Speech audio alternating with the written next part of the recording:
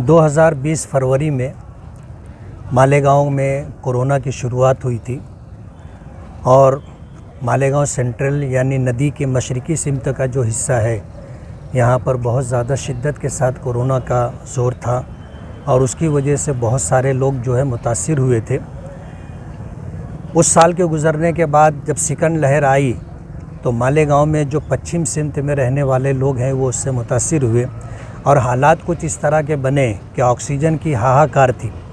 Malegaon civil hospital के लिए, Malegaon private hospital के लिए धुलिये से जो है ऑक्सीजन लाई जाती थी, लेकिन जब ऑक्सीजन की कमी हुई तो हालात इतने बिगड़े तो ऐसा लगने लगा कि जो घटना और हादसा नासिक शहर में हुई थी ऐसी कोई घटना मालेगांव में ना हो जाए। महाराष्ट्र के अंदर बहुत सारे शहरों में हॉस्पिटल में ऑक्सीजन ना होने की वजह से बड़ी तादाद में लोगों की अमवात हुई। मालेगांव में हालात इस तरह के रहे, इस बात की कोशिश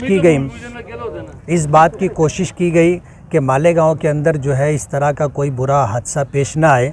तो राजेश टोपे साहब जो है 5 अप्रैल को 2021 धुलिये के दौरे पर आए थे। नासिक जाते हुए मालेगांव हमारी रिक्वेस्ट पर रुके थे।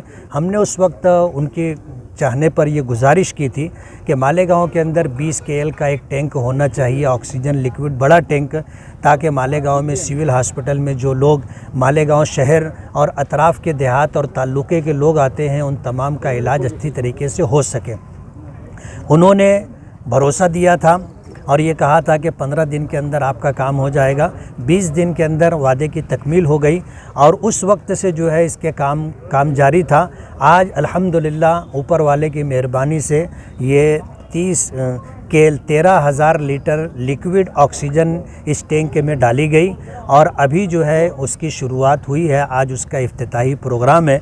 मैं इस मौके पर सिविल हॉस्पिटल के तमाम डॉक्टर्स हज़रात जिन्होंने इस सिलसिले में जद्दोजहद कोशिश की, हमारे कैबिनेट मिनिस्टर दादा भुसे साहब और स्टेट के वज़ीर आला उद्धव जी ठाकरे साहब और ख़ास तौर पर हेल्थ मिनिस्टर राजेश टोपे साहब का मालेगांव वालों की तरफ से, पूरे ताल्लुक़े के लोगों की तरफ से बहुत बहुत शुक्रगुज़ार हूँ कि उन्होंने मालेगांव को ख़ास तौर पर तवज्जो दी और एक मरतबा नहीं कई मरतबा मालेगांव का दौरा करके यहाँ पर सहूलतें मुहैया कराने की कोशिश की।